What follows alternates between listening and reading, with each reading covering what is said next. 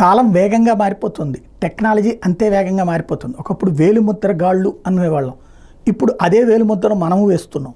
Thumb impression అన్నటువంటి పేరుతో ఆఫీసుల్లో ఎంటర్ అవ్వడానికి, లేదంటే కనుక ఏదైతే ఆధార్తో లింక్ పై దాని మీద వేలిముద్రలు వేస్తున్నాం కదా, ఇట్లాగే రాబోయే రోజుల్లో ఇంకా మార్పులు చోటు చేసుకుంటున్నాయి. అందులో ఫేస్ రికగ్నైజేషన్ యాప్స్ అన్నటువంటిది దేశవ్యాప్తంగా అన్ని చోట్ల ముందుకు తీసుకెళ్ళబోతున్నారు. బ్యాంకులకు వెళ్ళినప్పుడు కాగితాలతో తేడాలు వస్తున్నాయి కాబట్టి ఫేస్ రికగ్నైజేషన్ మనం వెళ్ళి అలా మొహం పెట్టి డబ్బులు అడిగినప్పుడు వచ్చేసేటటువంటి. అట్లాగే ఇప్పటికే ఎయిర్పోర్ట్లో రూటు మార్చారు. ఇదివరకు ఎయిర్పోర్ట్లో లోపలికి ఎంటర్ అయ్యేటప్పుడు ఒక కాగితం, ఆ లోపల మళ్ళీ ఆ కాగితం వెళ్ళింది.